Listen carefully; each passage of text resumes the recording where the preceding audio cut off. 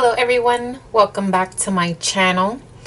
I hope you all are having an amazing week so far. Today's Tuesday. This video will probably go up today.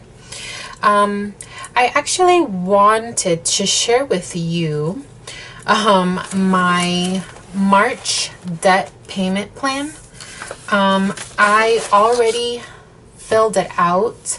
I'm getting used to showing you guys what I do and a video and recording it and putting it up for you. And I'm so used to doing these on my own, and so I forgot to record this, but I still wanted to show you anyway. So this is the March debt payment plan from the Budget Mom. And you can get these principles from thebudgetmom.com, but this one I created using the Excel worksheet. Let me zoom you in.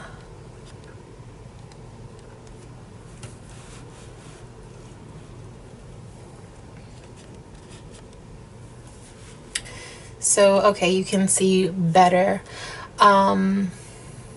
So these are my debts that I have.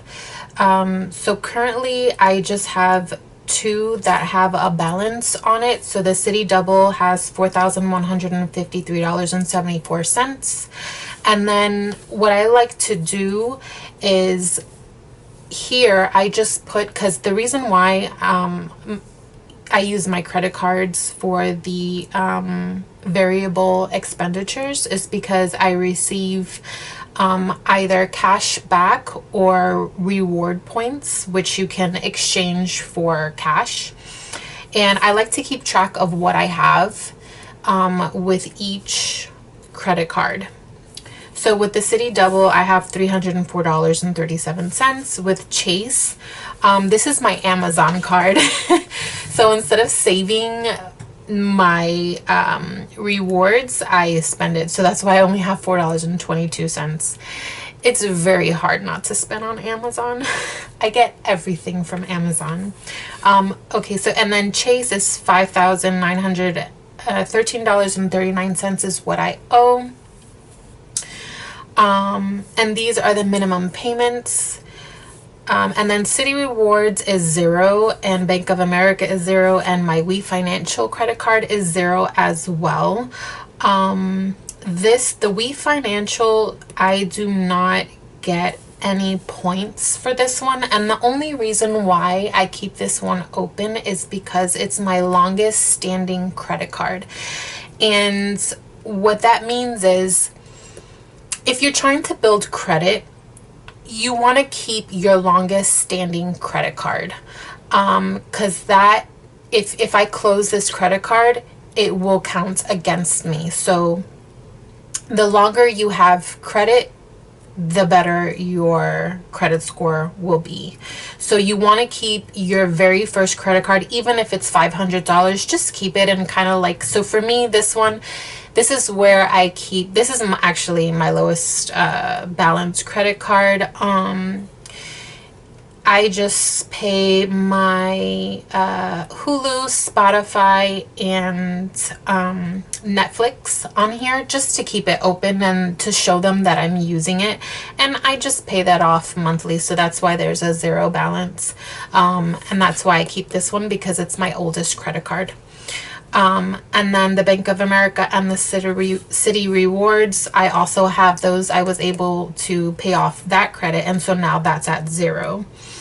And my Nelnet, that's my that is my school loan, and I owe $13,329 and 67 cents on that. So once I finish paying off these two credit cards, I'll be able to jump to the student loans. And then I will be debt free. Yay! And then I can put some of that I can put this amount, the $553.25, towards my mortgage every month, which is great, and it'll chip away at my mortgage, and eventually it will get paid off. So this month, this is how much I paid. I paid $4,000 towards my credit cards. City Double, I paid $2,200, and City Rewards, I sent $1,800. That was my stimulus that I received. So I just was able to throw that at the debt. That's why the City Rewards is down to 0. And then I'll attack. So I have these from, this is the debt snowball that I'm doing. So the City Double is, so debt snowball, for anyone who doesn't know, is you put it from your, so you put your lowest balance first, and then you put it in order until your highest balance. So that's why it's in this order. If you do the debt avalanche, that one refers to the highest interest rate. So you're supposed to pay off your highest interest rate first, which makes sense because that will save more money in the long run if you pay off your balance that has the highest interest rate first. But what I like about the debt snowball is you get that instant gratification of paying off your smallest debt first, and it gives you, it just amps you to keep going and pay off the next credit card. If I paid off the highest interest rate first, it could be a higher balance, and it will just take me a longer time to pay this off versus maybe like a credit card that was $500. So basically, that's the route that I chose. I chose the debt snowball because it's for me, it motivates me. And that is how much credit that I paid off in the month of March. So now I have, so this is what I have left over after paying the $4,000. These are the debt totals. I didn't want to put my debt totals and then what I paid, I kind of reversed it.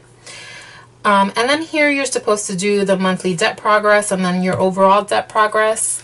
Down here, you can do that if it helps to motivate you, and if you just like to see the numbers. For me, that's too much, but so I did do it before, but I find that it's just too much for me to keep doing on a monthly basis, but maybe I'll do it for you guys one of these days.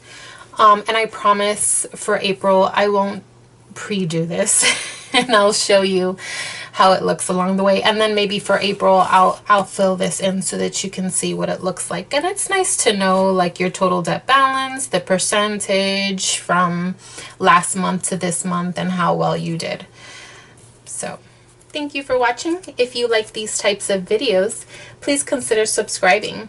I hope we can make this a safe place to come and ask questions and share our ideas. I'll see you Thursday. Bye.